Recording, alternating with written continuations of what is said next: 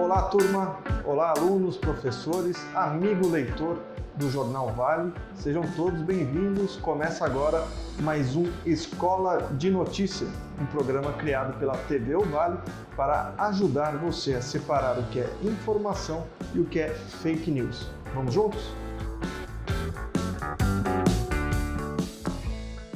E no programa de hoje vamos debater as armas que nós temos como sociedade para recrudescer o combate às mentiras, à indústria da boataria.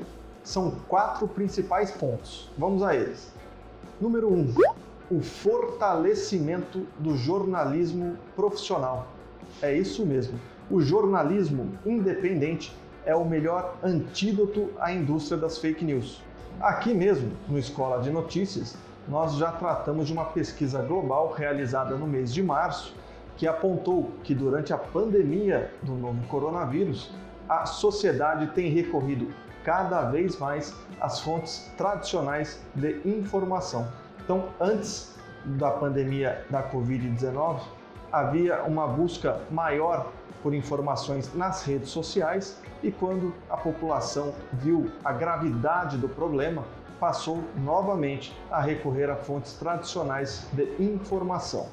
Aqui no Brasil, de acordo com a pesquisa, 85%, veja só, 85% das pessoas temiam receber notícias falsas durante o combate a essa que é a maior crise global desde a Segunda Guerra Mundial.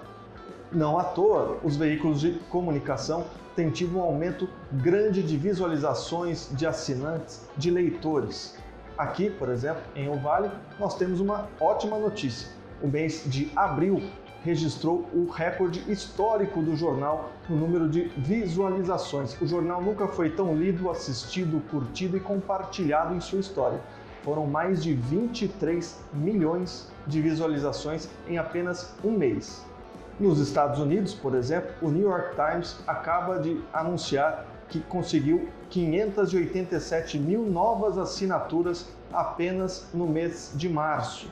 A maioria dessas assinaturas digitais. Fenômeno semelhante já havia sido registrado em menor intensidade após a eleição presidencial de 2016, a corrida presidencial pela Casa Branca. Aqui também no Brasil, após a eleição de 2018, nós tivemos um aumento na circulação dos jornais, fato esse já registrado em 2019. Ponto número 2. É um ponto muito importante e tem muito a ver com este programa, com a Escola de Notícias. É a educação. Nós precisamos cada vez mais ensinar a nossa sociedade a consumir informação de qualidade. Isso passa pelo esclarecimento, inclusive, de vocês, alunos e professores, lidando sobre esse tema nas salas de aula. Nós aqui de O Vale temos recebido vários pedidos, temos participado de várias aulas e conferências com alunos, estudantes, professores em escolas ou universidades para tratar desse tema. E isso é muito relevante. As crianças de hoje precisam entender como separar o joio do trigo, como identificar uma informação verdadeira de uma mentira. Então a educação é um ponto fundamental para que a nossa sociedade tenha cada vez mais anticorpos contra esta epidemia de mentiras. Ponto número 3. A responsabilidade das redes sociais. Após uma avalanche de críticas, principalmente depois da eleição de 2016 nos Estados Unidos e também aqui no Brasil em 2018, na corrida pelo Palácio do Planalto, as redes sociais começaram a tomar mais providências. Por exemplo, o WhatsApp limitou o número de contatos para quem você consegue enviar uma mesma informação.